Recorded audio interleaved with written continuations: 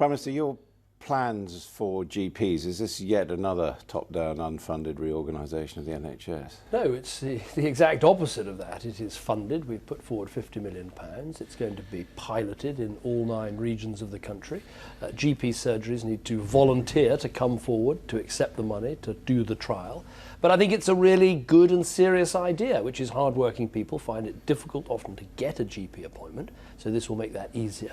And also I think making sure we spend money better between GPs on the one hand and accident and emergency on the other will make sure that we deal with problems at our accident and emergency units as well. GPs would tell you they're hard-working people as well. What's the incentive for them to stretch their working hours into unsocial times? Well, GPs are coming forward as volunteers for the scheme to start with, and obviously what's in it for them is a better service to their patients. We do believe in having a health service that responds to patients' needs, and I think that's vital. One of the bizarre aspects of this conference has been that we've had the presence of Alastair Campbell campaigning on alcohol. Is your U-turn on alcohol pricing one of those U-turns which you now regret? No, I think that this is a good idea that is worth proper consideration. It's being tried in Scotland, minimum unit pricing. I don't think it's the right time to go ahead with it here in the rest of the UK, so we put that on hold. Alcohol is causing a lot of problems in the health service. Undoubtedly it is, and we need to look at that and make sure that we're responding properly. We need more responsible usage of alcohol. We have changed the licensing laws, so it's easier for police and local authorities to close down irresponsible licensees. But the idea of minimum unit pricing, it's not going ahead now, but it does have merit, and I think we should keep looking at it. You could return to it? Well, I've always said I think it has merit, but it's not going ahead for the time being. Ed Miliband says the question should be what Ronald Reagan asked the electorate: are you better off now than you were 5 years ago when it comes to the general election? I mean, the answer to that is going to be no, I'm poorer, isn't it? I think in many ways the question should be, are you better off than you would have been if we'd continued with Labour's disastrous economic inheritance? Quite difficult to sell on the doorstep. Well, I don't think it is, because I think the public deeply understand the mess that we were left, the massive deficit, the wreckage in our banking system. They know that we've been doing a recovery mission, and we are now going from rescue to recovery, and that's the good news.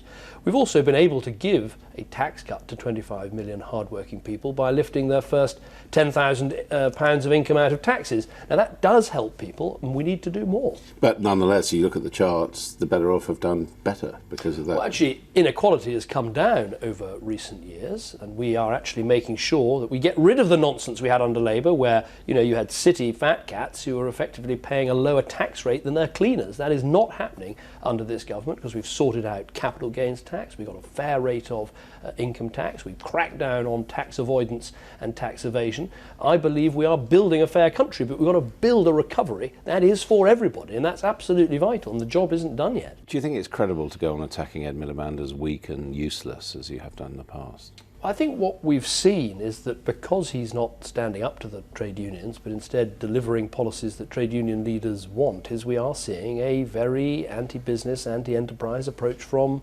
Labour. If you like, that is both not standing up, so being weak in that regard, but also it's very anti-business, it's anti-recovery, it would wreck our economy. But he is dangerous, he's a threat to you now, isn't he? Well, politics is competitive, that's the way it should be. People are going to face a clear choice at the next election. I believe we're on the right track. We should stick with these policies that are pulling us out of recession, that's helping working people, and not put it at risk by being anti-enterprise, anti-business and pushing up their taxes. And have you got the money for all this? Because we had a lot of unfunded promises from you, exactly the sort of thing you attacked Labour with. Well, I think we've demonstrated over the last 3 budgets and spending rounds that we have found the money to prioritise for our priorities. I mean, if you take the health announcement I've made today, obviously we've kept funding the NHS, we haven't cut the NHS, so there's money available for those sorts of pilot projects. Boris Johnson, is he a viable successor to you? Well, he's a huge talent. He's a great mayor of London. I think he's got a lot more to give to public life. It's not up to me to pick my successor. The Conservative Party will do that when the time comes. But there's a very it's a very talented team of people that are working together, Boris included. And he's welcome back to Parliament at the next election. It's his choice. Whenever he comes back, he'll get a warm welcome from me. But it's his choice. I don't think he's made a decision about whether to do another term as mayor or whether to come back to Parliament. But he'll get a warm welcome from me. 2 final questions. One, Mr Miliband's father being accused of being unpatriotic, of hating Britain. Do you think there's any truth in that? Well, I haven't read the article, but look, I completely understand. If I was in Ed's position, if someone attacked my father, I would want to also make pretty clear what I feel. There isn't a day we when you've lost your dad, there isn't a day that goes by that you don't think of what they meant to you and how much you miss them. And if someone attacked my dad, I'd do the same thing. Finally, on the question of debates, you made it clear that you want the debates to happen, and they wouldn't have happened, frankly, last time round without your early commitment to them. Are you saying now we're moving on from, in principle, unlikely to happen, to the point where broadcasters, politicians need to get around a table and actually work out the detail? I think there'll need to be some discussions. I mean, what I've thrown into the debate is this idea that we start before the election campaign, because I felt while they were very good, and full credit to Sky for championing them so much, I felt 3 debates in the campaign took all the rest of the life out of the campaign. So why not, in a fixed term parliament, 5 years, start a bit earlier? But there'll be discussions, there'll be negotiations. But you're going to tell your people, let's start talking Turkey? Well, whenever the broadcasters and others want to start, it depends what we know when the next election is, so it's not quite the same as last time. We can start planning. Thank you. Thank you.